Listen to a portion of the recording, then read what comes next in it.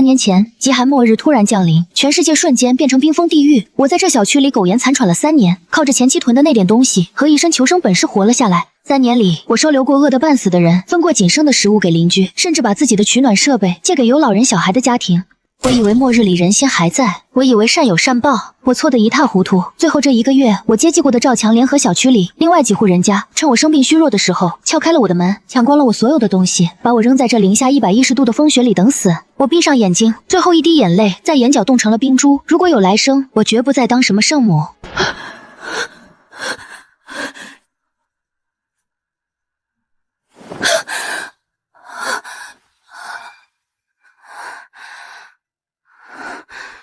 这是我的房间。8月15，我重生了。脑子里突然多了个东西，像是一个空间。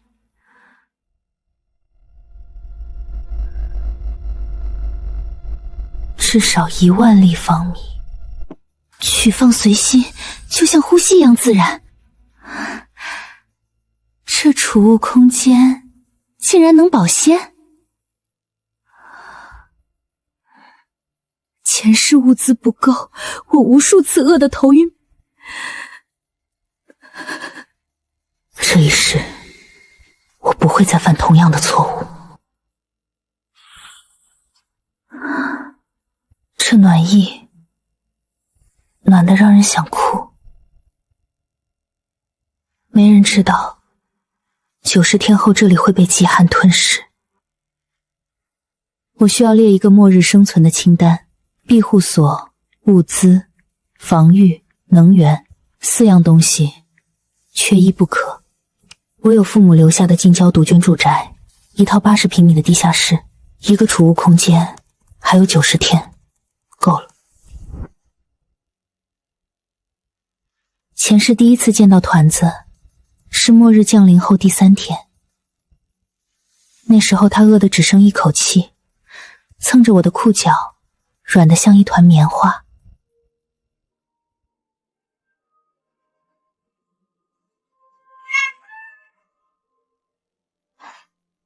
他陪了我整整3年，后来他走了。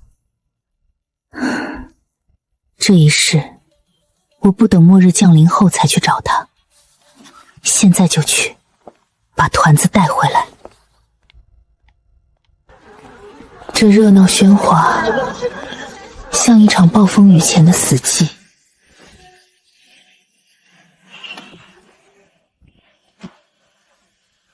师傅，去天宁宠物医院。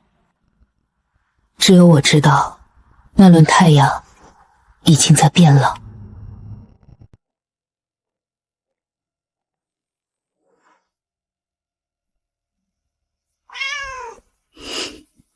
和前世一模一样。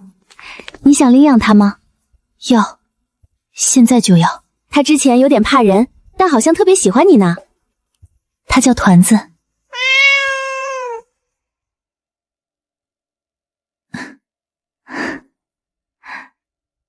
当晚，我把整个计划一条一条敲进了屏幕里。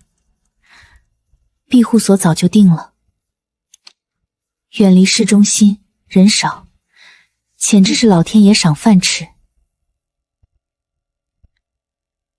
市区2套商品房全卖，价格压到市场价以下2成。沈小姐，这个价位比市场价低了快2成，您真确定吗？确定，能卖多快就卖多快。这么急？对，很急。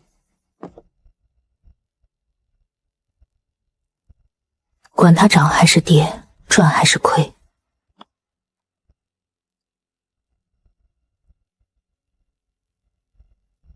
我现在要的不是收益，是现金。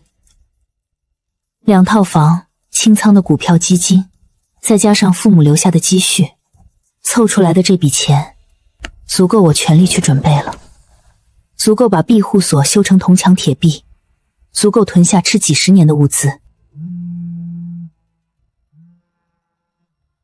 前世末世降临后，大伯一家是最早找上门的，他们撬开了储藏室，和外人一起把能搬的全搬空了。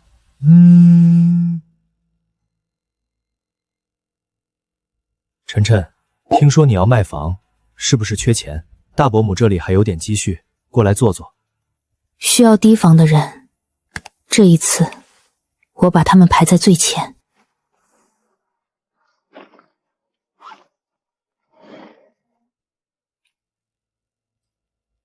现在最要紧的是去看看那个地下庇护所。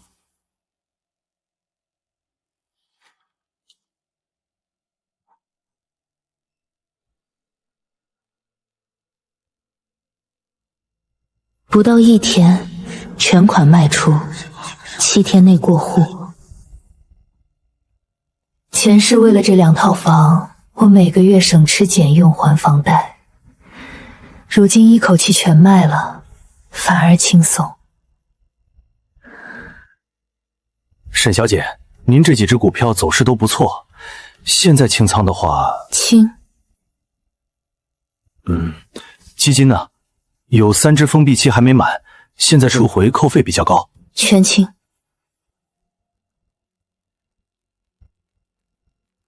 几分钟后，账户里的持仓微不足道全部清零，化成了一笔银行存款。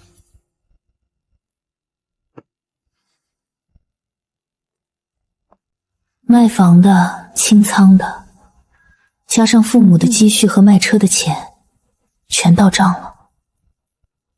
这是我重生后的第1桶金，也是生存的第1张王牌。前世在末日里挣扎，很多时候不是没本事，是没资源。那样的寒冬里，别人为一口吃的拼命，他却能翻到压箱底的罐头，那是末日里最大的奢侈。我得算算这货能囤到什么程度。大米面粉按吨算，肉类按吨算，桶装水配净水设备、燃料按吨算，发电机、电池、太阳能板至少供能5年。10吨大米。兄弟，你开食堂的？对。冻牛肉、冻猪肉、冻鸡肉，各来几千箱。冻鱼，1个集装箱的冻货。柴油发电机2套，互为主备。柴油5000升。末日降临时，这东西比黄金都贵。什么都买，什么都要备够10几年的量。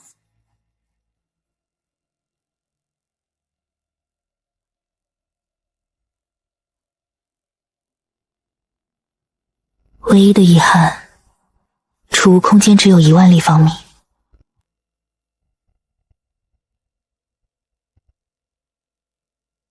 这是我重生后第1次回到这里。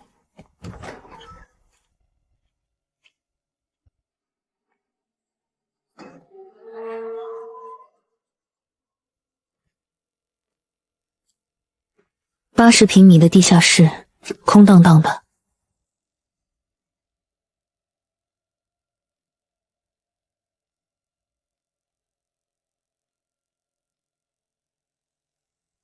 很难想象，这样一个普通的地下室，会在90天后变成末日里最安全的避难所。打通扩建到200平米，墙体钢筋混凝土浇筑，厚度加到50厘米，顶板加厚到30厘米以上。主控室、生活区、设备间、储藏室、安全通道、地暖系统铺满整个生活区，3道防爆门、防弹钢板、预留射击孔，电路全部独立铺设，发电机和储能电池双路供电。就算外面零下上百度，里面也能保持恒温25度。有人拿斧头砍门，防弹钢板也能让他们无功而返。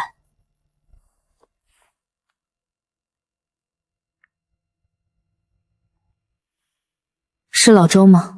我是沈月，有个活儿想给你做，要求高，工期紧，保密严格。好久不见了，什么活儿？地下室全面翻3加固，钢筋混凝土浇筑，防爆门安装，地暖铺设，全系统管道铺设。这活儿可不小啊，得看多少平米？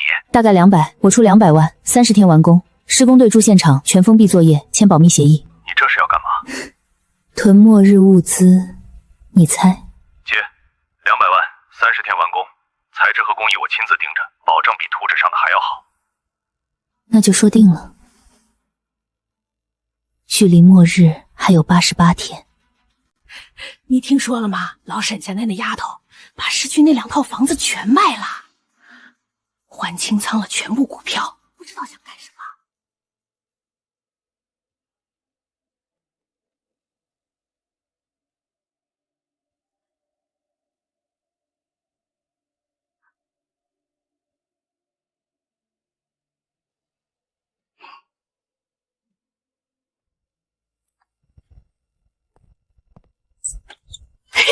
晨晨啊，好久不见了，大伯母想死你了。小陈，听说你把房子卖了，是不是遇到什么难处了？你有什么困难，一定要跟大伯说。你爸走得早，我就是你唯一的亲人了。没什么困难，就是想卖。你浩哥，我今年都29了，谈了个对象，人家姑娘要求有婚房，我看了套房子。你一个人用得了这么多吗？我们是一家人，有福同享。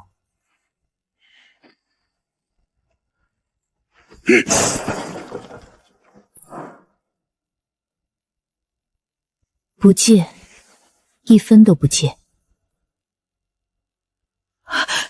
你说什么？我说不借。你怎么说话的？我们是你唯一的亲人。这是我爸妈走的那年，你们偷偷转移遗产的记录。当年你们趁我刚毕业什么都不懂，偷偷把1套房子过户给了沈浩，还从存款里转走了30万。那房子是我们替你保管的，保管到沈胜浩名下了。过户日期是我爸妈去世后第3天，那时候我还是个刚失去双亲的学生，连后事都没料理完，而你们已经急着去抢房子了。从今天起，你们就当没我这个侄女，我也当没你们这样的亲戚，咱们两清，请吧。沈月，你会后悔的。从今天起，我在这个世界上没有一个亲人，但有团子，有地下庇护所，有充足到用不完的物资，足够了。老周，再给我推荐一个做惯设计的，要懂隐蔽工程的。对，施工队也让他带最可靠的来，后天开工。不是通过末日里的对抗，而是在末日降临之前，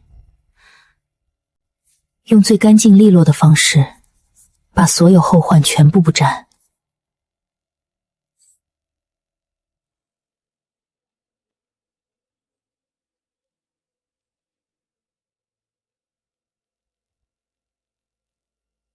就按这个标准做。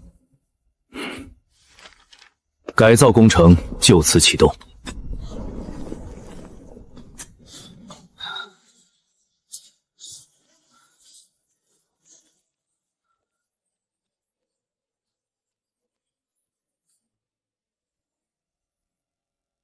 基础工程进行到第10天，墙体浇筑至50厘米厚度，钢筋网格密度远超常规1倍有余。顶本同步用最高壁造混凝土现浇，厚度达到30厘米。要做就做到最好。基础工程完工，5套系统同时铺设，电路、水路、暖碗、通风排水的管道沿墙壁和顶旁预埋穿行，每个管线接口都做了密封和防护处理，电地暖发热电缆呈均匀螺旋排列， RO 反事件净水设备串联安装。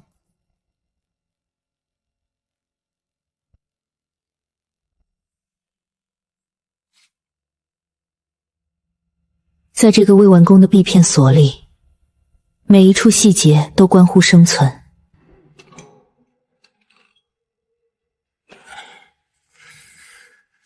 还有77天。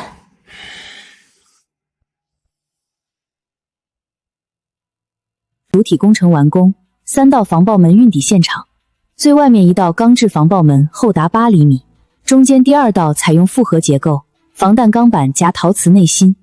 最内侧是气体门，门框加装双层密封胶条，院墙顶部预枚低压脉冲驱离网支架，红外摄像头安装在院子角落和门廊上方，镜头角度逐一调整。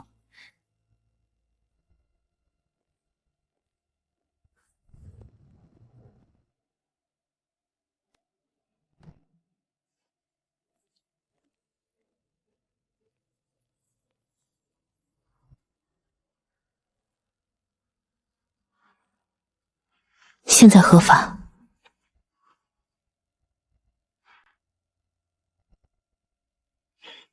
老赵明白，这是唯一的出路。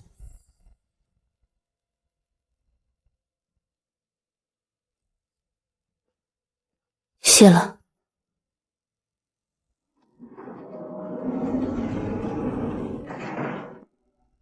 这是我的堡垒，末日里唯一温暖的地方。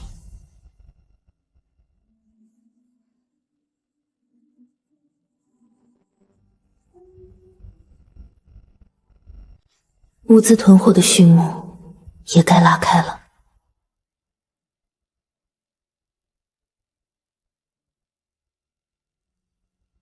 我采用了分散战术，3个临时仓库互不关联。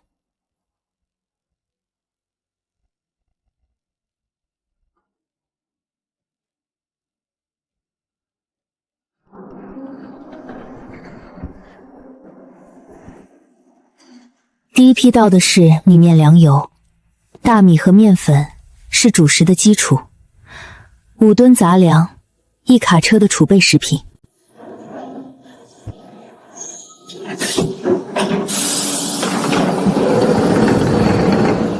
第二批是肉类和罐头，整整2个集装箱的冻品，加上各类罐头上千箱。千万别小看调味品，末日里只有白水煮饭那叫生存，有这些那叫生活。末日里想喝奶茶，想现做就行。物资充足，一切尽在掌握。第3批是饮用水和能源，桶装水、瓶装水，加上净水设备和备用滤芯。只要有血，融化后就能净化成饮用水。双发电机、储能电池，可收放太阳能板，3重能源保障。就算连续3个月阴天，也能撑下来。就算发电机全坏了，储能电池也能扛2-3个月。第4批是衣物和日用品，从头到脚极寒防护，每一样都是大量储备。前世一个个感冒发烧，就可能要人命。这些东西不是用来主动挑事的，是用来守住庇护所的。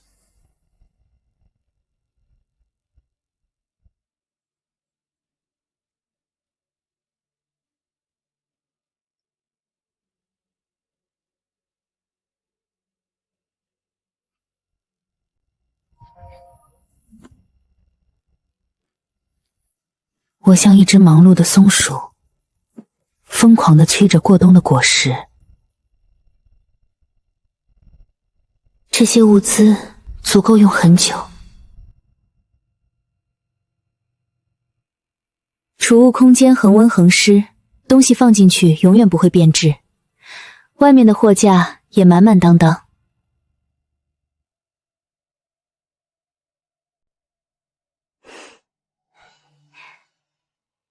这种满足感真踏实。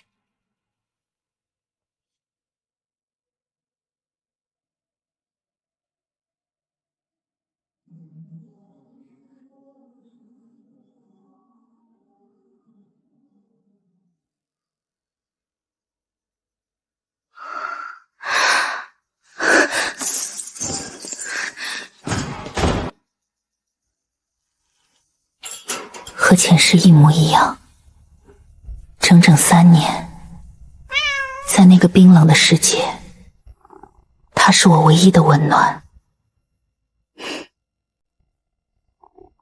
你想领养它吗？要，现在就要。它之前有点怕人，但好像特别喜欢你呢。它叫什么名字？它叫团子。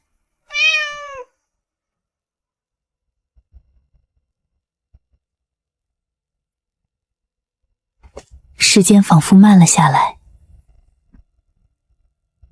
每一次相遇都是一次温柔的确认。这次不一样，这次我会护住你，谁都别想再碰你一下。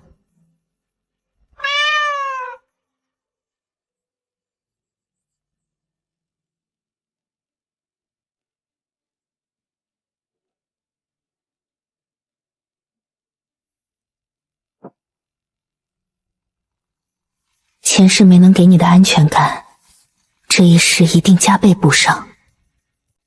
末日里没有网络，书是唯一的知识来源，也是最好的消遣。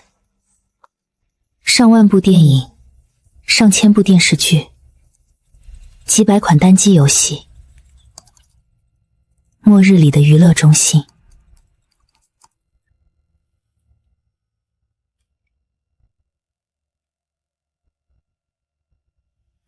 这些不是用来炫耀武力的，真的底牌是底牌中的底牌。重生之前，我是为了活着而活着，现在我有了牵挂。团子，这次我们会活得好好的。网上出现北极异常降温的消息，西伯利亚8月罕见霜冻，没人当真。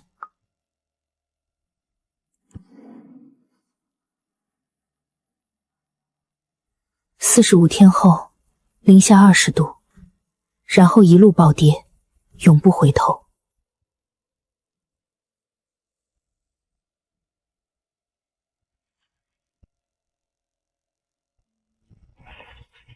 地面上的小楼现在是个幌子，真正的庇护处在脚下。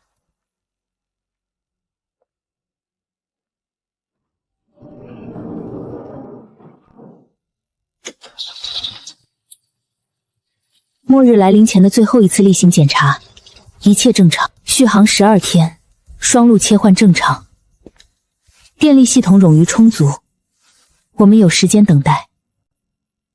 温度已稳定，辅助热源已启动，水质达标，空气循环测试通过，所有系统运行正常。电网测试通过，警报系统响应正常，所有陷阱已激活。防御系统检查完毕，状态良好，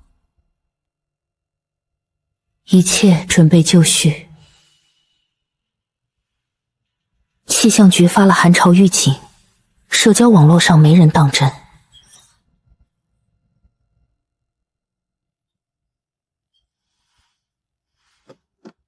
现在外面25度，半个月后零下20，一个月后零下80，再往后不会有天气预报了。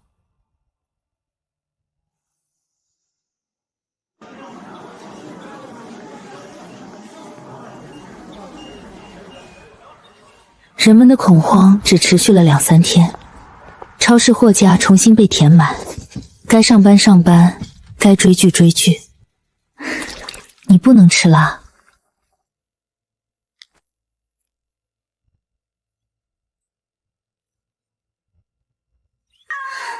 再过1个晚上，这个世界的秩序将开始崩塌。午夜的钟声将是旧世界的挽歌。气温正以每小时3至5度急降，预计24小时内跌破零下20度。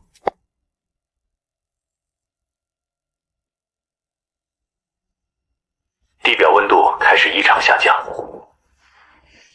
来了，比前世早了3天。末日真的来了。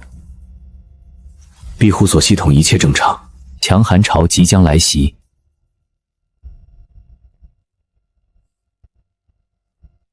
专家回应，这是正常现象。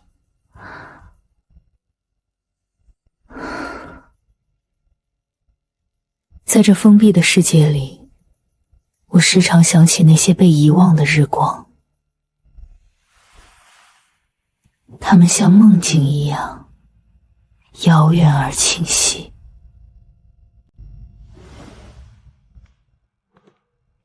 秩序是生存的第一法则。在这隔绝的世界里，每一个细节都关乎存亡。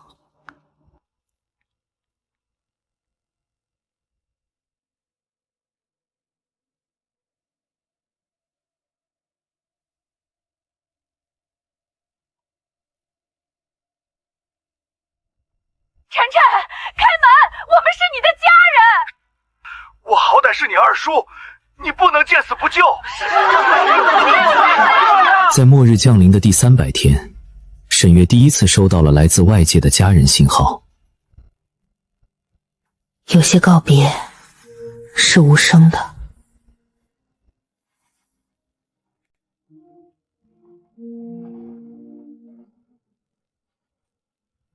往东走800米，有官方临时避祭点，有供暖和物资，你们去那里吧。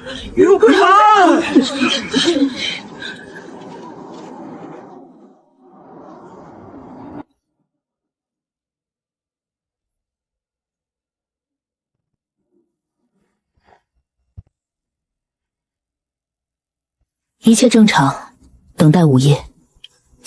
庇护所一切安好。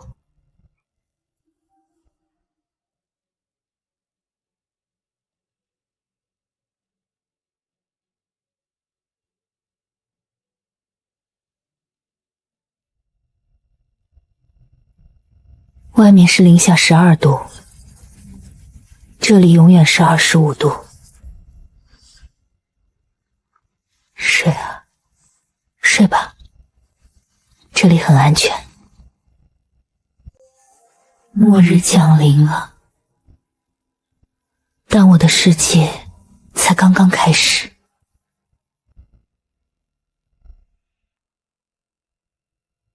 末日降临后的第一个24小时，气温从25度掉到了零下20度，这个数字说出去都没人信。网上已经炸了，铺天盖地全是同一种消息，小区里更是一片混乱。原本安静的小区，一夜之间变成了巨大的难民营，而支撑我们生活的基础设施也在严寒中逐一崩溃。天然气供应压力急降，供暖没启动，水管大面积冻裂。所有应急预案都是真正对普通寒潮的，不是这种灭世级别的极寒。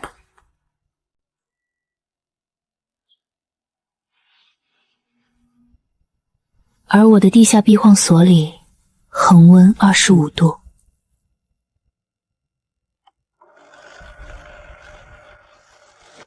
我打算每天写几页日记，不是为了给谁看，只是想在这永恒的长冬里留一点活着的证明。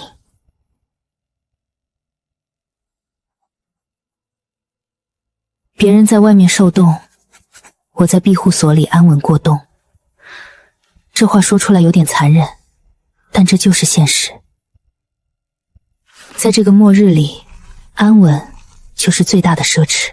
末日第4天，气温零下43度，电网彻底崩溃了，整座城市断电了，只有我的庇护所里灯火通明。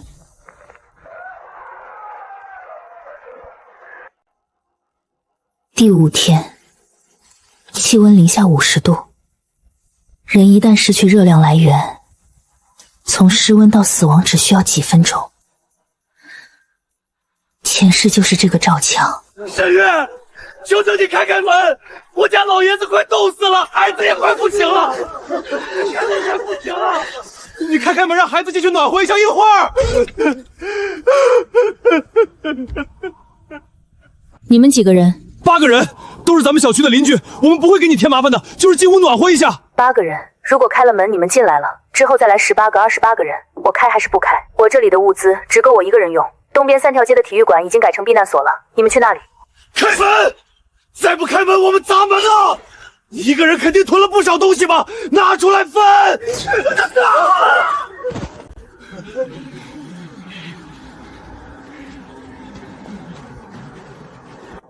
对赵强这种人来说，心软就是地刀。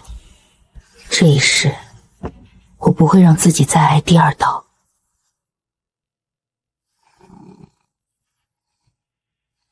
国家应急广播：全国各省市体育场馆、地铁站、地下人防工程已启用为临时避难所，向全体市民开放，提供集中供暖和基本食物。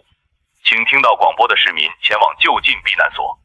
每个避难所地址我都记了下来，我一个也没打算去，因为我太清楚避难所里面是什么样子了。与其去那里赌人性，不如守好自己的堡垒，安稳过冬。前世末日降临后，我赶到体育馆避难所，那里挤了上万人，供暖断了，避难所逐渐瘫痪，每天都有幸存者没能撑过夜晚。这一世我不会再去。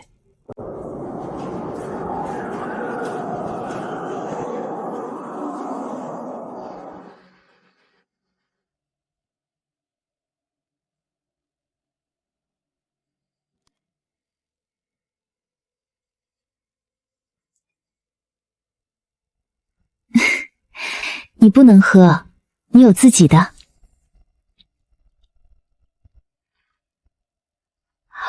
好吃。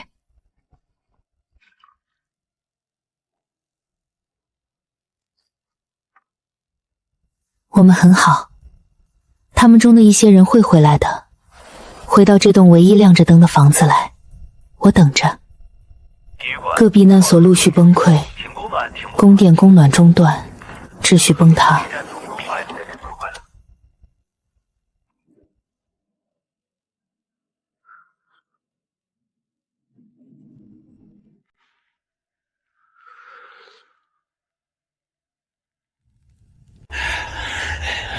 沈月，我们知道你在里面，开门交物资，我们留你一条命。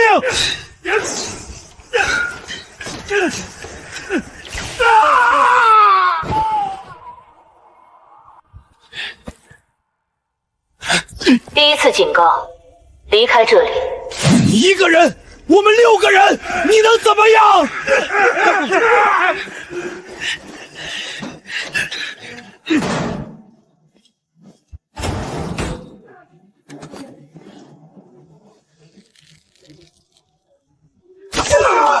他们有远程武器。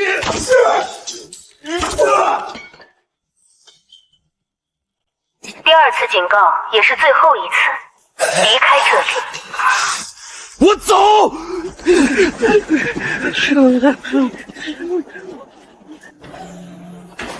前世被抢走物资的恨意，在这刻得到了部分清算。以后再也不会有人闯进来了。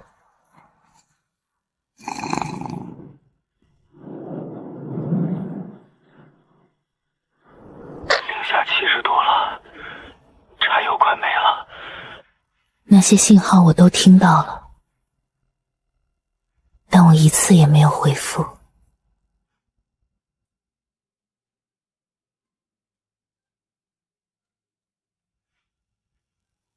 过日子和苟活之间最重要的区别，就是有没有计划和底线。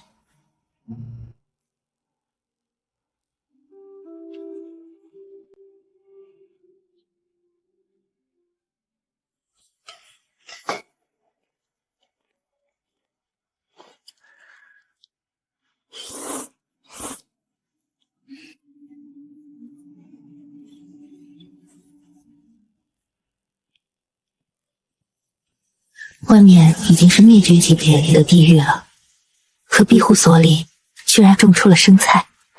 附近活动着一伙暴徒，开着改装雪地车。如果你有地下掩体，封好门，千万不要。暴徒，人不犯我，我不犯人。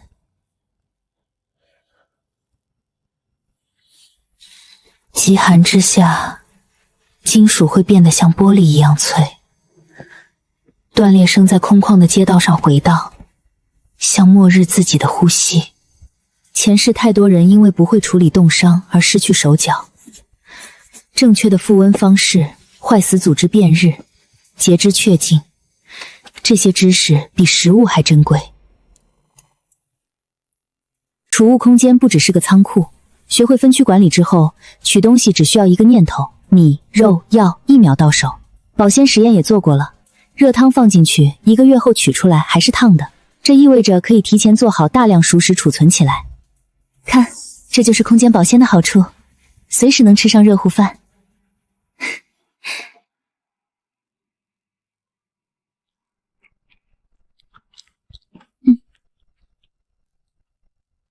暴徒团伙的信号集中在东南方向，约100人，分4个行动队，装备猎枪和改装车辆，但物资消耗很快，内部矛盾正在激化。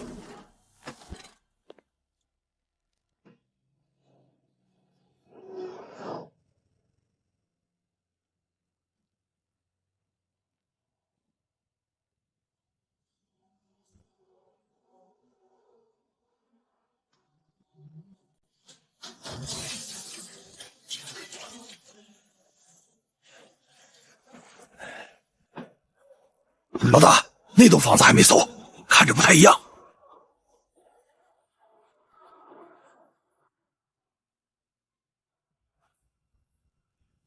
这是个兔子洞啊！里面的出来聊聊，交点保护费，1桶柴油，1袋米，以后不来了。1桶柴油，1袋米，给了第一次，就会有第二次。别给脸不要脸！我们10几个人，你这破门挡得住吗？1、2、3，反墙！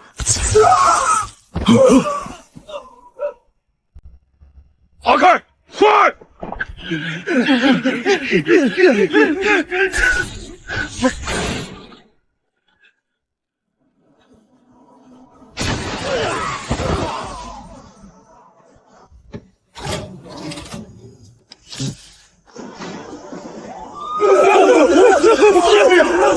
走，这是个陷阱，给人设计的。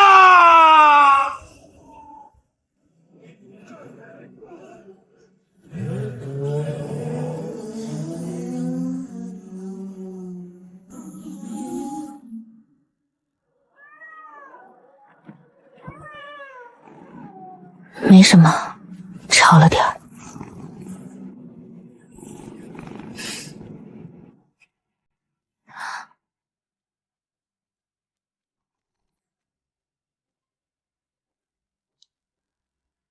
怎么了，短子？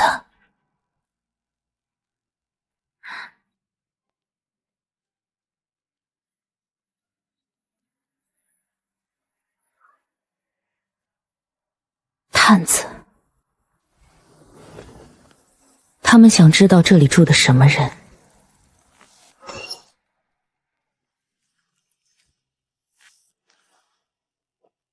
提前预警，做得很好。本次广播通报，这是老李的本频道。次时连超72小时，南区发生大规模冲突，剩余人员疏散，状态不明，物资耗尽，指挥系统瘫痪。今天是末日满月，零下80度，各位还活着的朋友保重。团子，今天是末日满月，咱们得庆祝一下。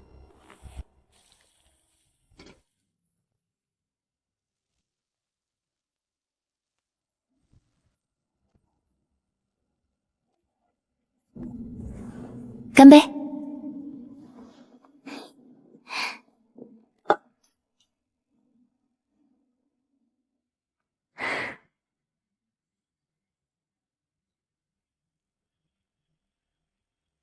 截至今日，全国37个主要避难所中，确认全灭的已达15个。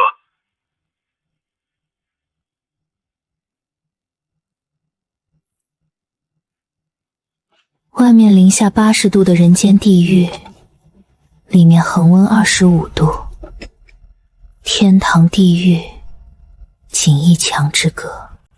明天可能会有很多坏人，他们会想闯进来，抢走我们的东西。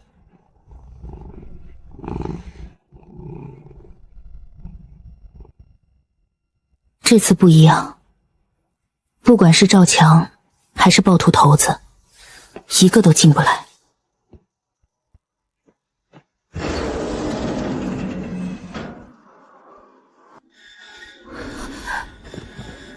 来了。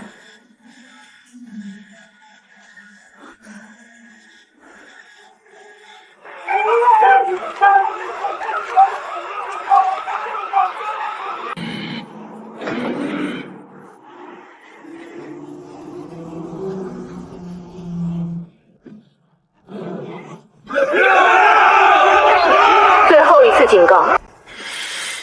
别管他，继续撞！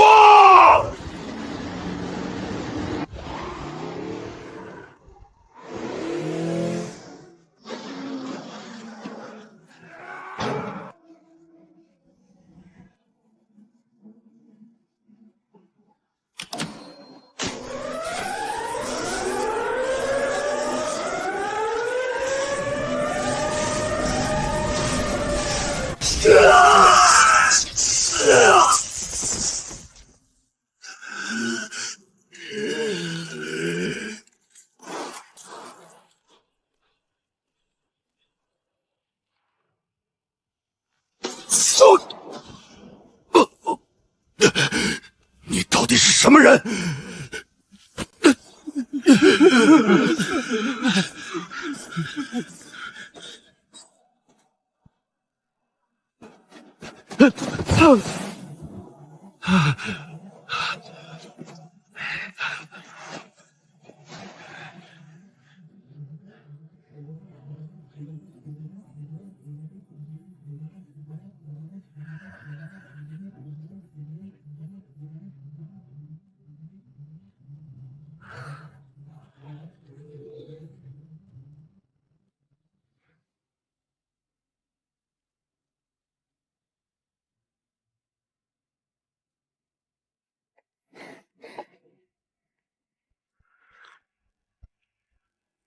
没事了。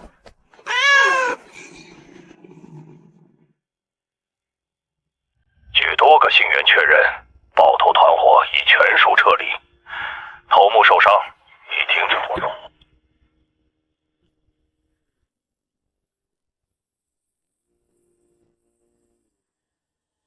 那个号称手上有500米工业密封胶条的供应商，3天前就失联了。定金是1箱午餐肉罐头，倒也不是多大的损失，只是提醒了我，末日里交易承诺一文不值。备用发电子启动电机出了问题，缺一个关键齿轮，而供应商已经失联了。唯一的办法是从另一台旧设备上拆零件，或者自己找替代办法。修好了，但能用多久是未知数。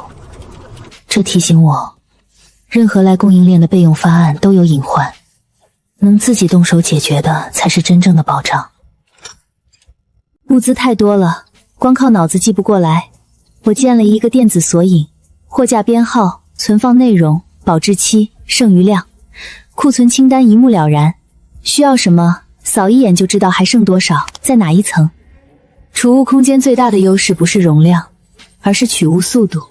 只要你想，1秒钟就能拿到任何储存在里面的东西。这种感觉像随身携带了一个超市。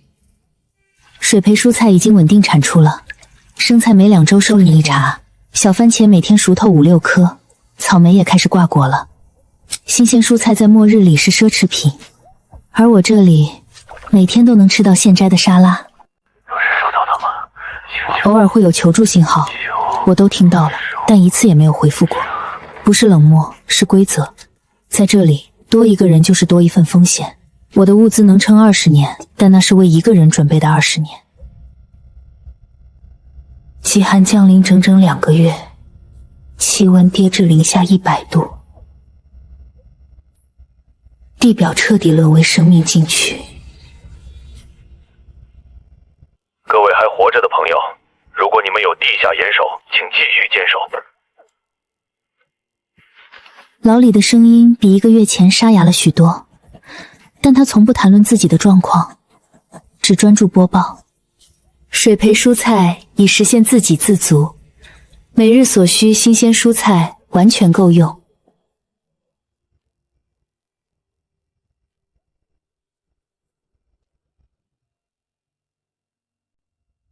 主食消耗了不到总库存的1%，肉类不到3%，柴油用了大约1升半。末日前的我每天在喧嚣中消耗自己，末日后的我安稳的像在过一个长假。2个月了，庇护所完好无损，物资充足，团子健康，外面的世界已经彻底冰封，但我的世界还在正常运转。这场末日，我不只是活着，我在生活。零下100度是什么概念？你把一杯开水泼向空中，它在落地之前就会变成冰晶。呼气时能听到自己呼吸中水分冻结成冰的细微咔嚓声，裸露的皮肤暴露超过5秒就会开始丧失知觉。储物空间的保鲜功能不仅仅是保温，我又做了测试，放入一块刚从设备上拆下来元件，3小时后取出，说明空间内的时间流速与外界不同。这意味着我可以把做好的饭菜、消毒好的医疗器械，甚至紧急情况下需要备用的一切，都提前准备好存进去。又怎么了？没事的，对吧？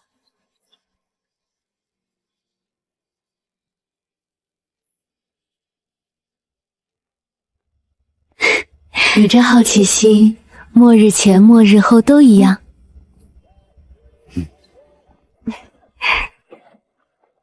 今天加餐。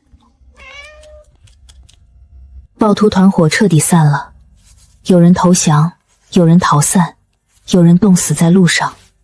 幸存者信号越来越少，不是因为他们找到了安全的地方，而是因为他们已经发不出信号了。老李是最后一道信息防线，只要他的广播还在响，就说明这个世界上还有人活着，还在坚持。有时候我会想，如果前世就有这个空间，有这份准备，我和团子的结局会不会不一样？但想那些没有意义，重要的是，这一世我们都在。今日无新增信号，气温稳定在零下100度。如果有人在听我的广播，不管你在哪个角落，撑住，只要活着就还有希望。撑住。末日生存最重要的一刻，任何设备都会坏，会修比会买重要100倍。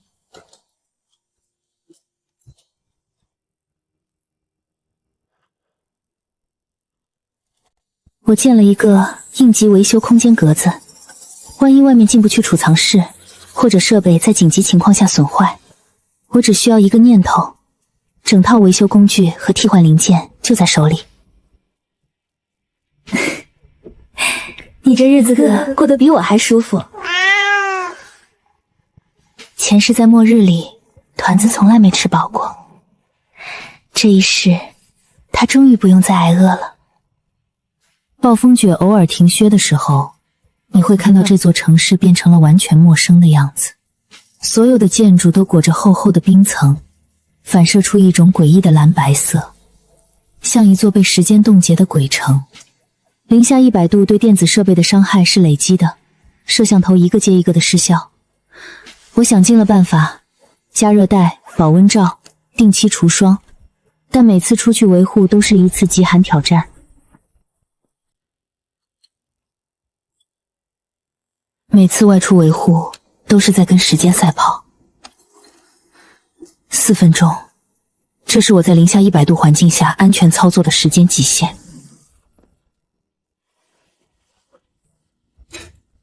在极寒里待久了会有一个错觉，你以为自己适应了，其实没有，每次出去都是对身体的透支。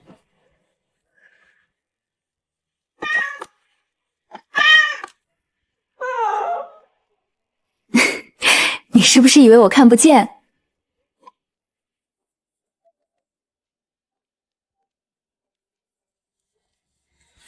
前世我没有能力保护他，这一世他每一顿饭都是安稳的。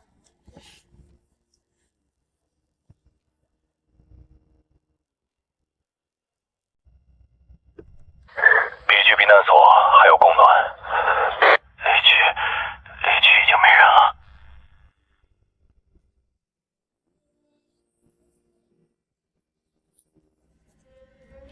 每天都有新的信号消失，有时候是一个频道从此静默，有时候是一个声音说到一半就断了。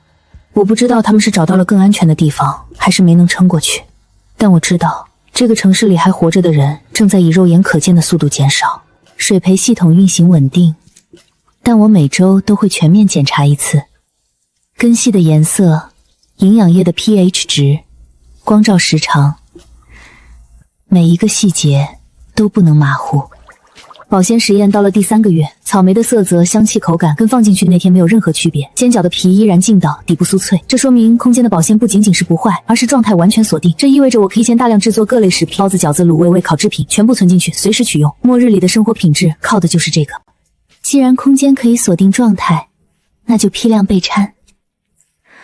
我做了100个饺子，50个包子，30张馅饼，10锅红烧肉。别急，都是你的。3天的集中备餐，换来了至少3个月的随时吃上热乎饭。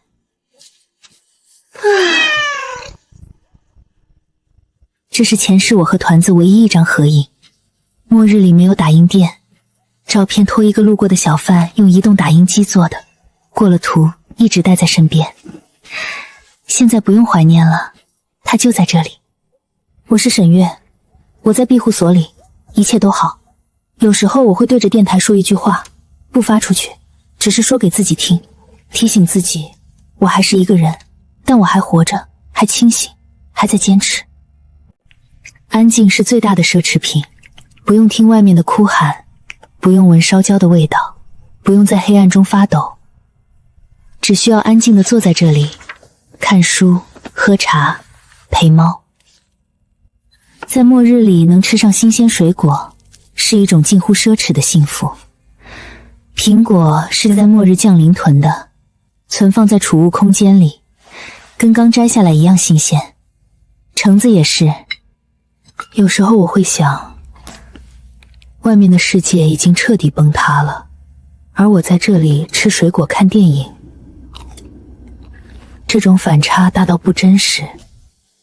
楼上的积雪越积越厚，如果不是当初改造时加固了楼体结构，恐怕积雪的重量已经压塌了屋顶。有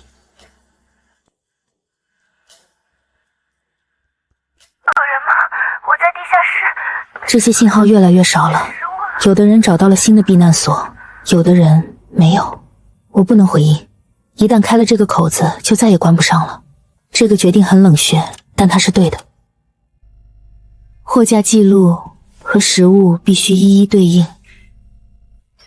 我花了整整2天重新整理整个储藏室的布局，按使用频率分类，按保质期排序。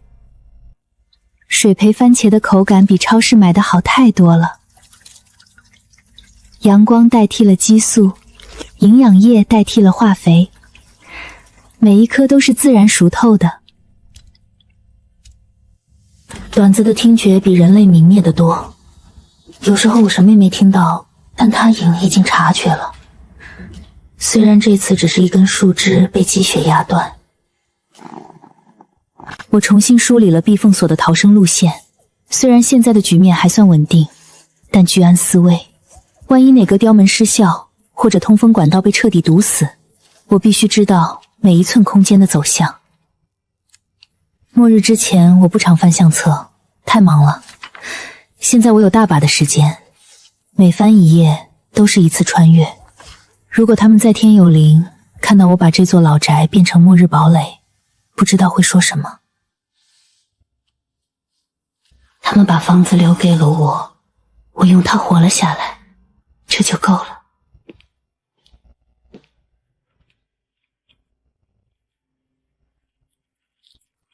温仪稳定在零下1度以下，预计未来3个月内还将继续下降，最终温度下100。连细菌都难以存活，这意味着没有任何生龙土外生存。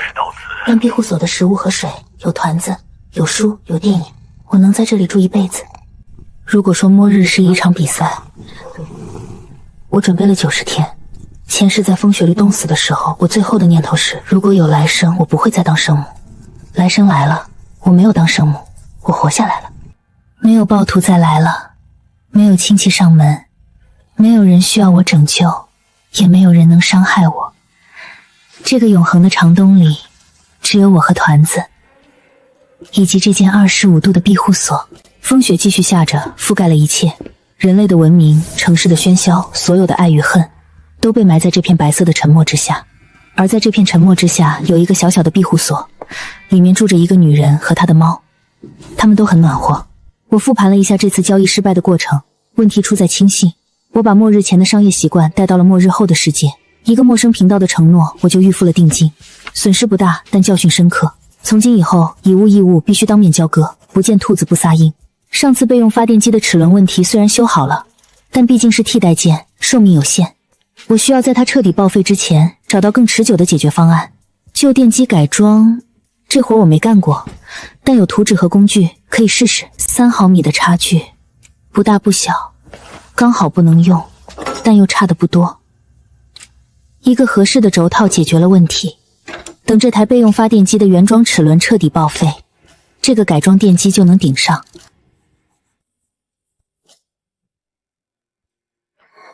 你在陪我加班吗？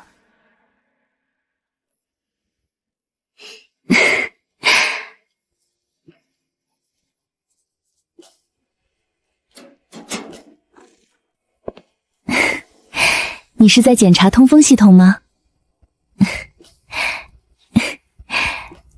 储物空间的保鲜功能让保质期变得不那么紧迫，但包装可能在存放过程中破损，定期检查还是有必要的。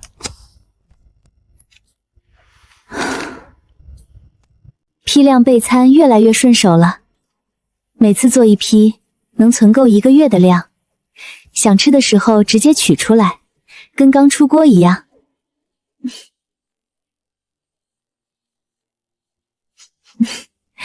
你不能吃巧克力，我给团子也做了专门的零食，鸡肉干、鱼肉松、猫饭。虽然猫罐头还有很多，但手做的总觉得更放心。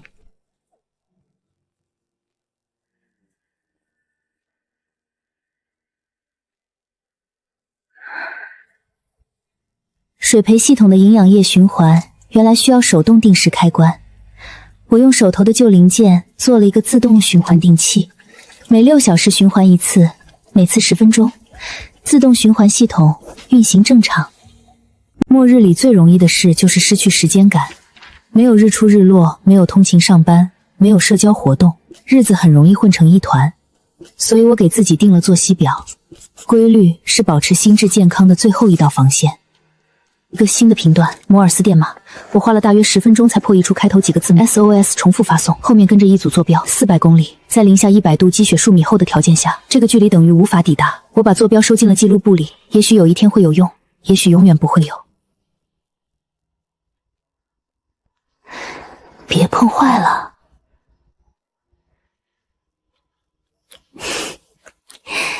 走，带你去吃罐头。日积月累的极寒寒温差，对建筑结构的考验比预想的大。2个月下来，密封胶条出现了鲜灰的老化开裂。电子设备的杀手不是低温本身，而是冷热交替产生的热应力。庇护所里25度，出去就是零下100度，每次进出都是一次剧烈的热冲击。如果有人在听，这是今天的广播，气温零下105度，市区已无生命信号，我这边设备也快撑不住了。不管你是谁，撑住，只要活着，就还有希望。老李是这座城市最后的信息灯塔，如果他的广播也停了，我就真的与世隔绝了。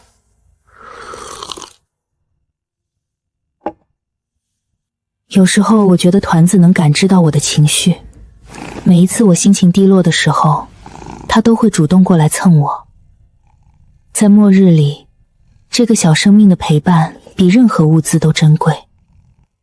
水培蔬菜的产量比预想的更好，生菜可以连续采收3次才需要重新育苗，菠菜能收2次，小葱更是剪了又长，几乎可以无限循环。新鲜沙拉配烤面包和煎蛋，在末日里，这顿饭放到任何5星级酒店都毫不逊色。区别只在于，窗外的风景不是海景，而是零下100度的风雪地狱。我定期做一件事，把空间里较早存入的食品取出来，把新批次放进去。不是为了保鲜，是为了让自己清楚库存的存放时间分布，重读能发现第一次没注意到的细节。外面已经变得像科幻小说一样不真实，在这种环境下读故事，奇特的共鸣。团子每天都要巡视一遍整个庇护所，我猜这是他的领地意识，确认所有区域都安全，没有陌生气味。他的巡视路线非常固定，从不改变。3个月了，外面的积雪还在上涨，按照这个速度，再过1个月，2楼的观察缝也会被彻底掩埋。到那时候，这个小楼就会完全消失在地表。从外面看，只是一片略高的雪丘。庇护所完全转入地下的倒计时已经开始。如果2楼的观察缝被积雪封死，地面上的空气交换也会受到影响。我检查了通风管道的所有节点，空气循环系统的进气口设计有防积雪堵塞的加热装置，应该还能正常运行一段时间。同时取物对精神力的消耗很大，最多10件，这是目前的极限。再多的话，会出现物品定位偏差或者意念中断。跟自己下棋是保持思维活跃的好方法。我左右互搏，每一局都全力以赴，不是为了赢谁，而是为了不让脑子生锈。末日里什么都会坏，衣服、鞋子、背包、手套。与其等它们坏了再想办法，不如提前学一些基础修补技能。今天学的是皮具修补，看起来以后用得上。有时候什么都不做，就这么待着，暖气嗡嗡响，猫咪咕噜咕噜，音乐在空气里流淌。3个月了，庇护所没有出过一次重大故障，发机换过一次机油，水培系统更新过一次营养配方，密封胶团修补了一处裂缝，仅此而已。重生第180天，我活过了最艰难的时期，庇护所坚固如初，物资足够再撑几十年。外面是零下100度以上的极寒地狱，里面是我和船子的家，25度，温暖如春。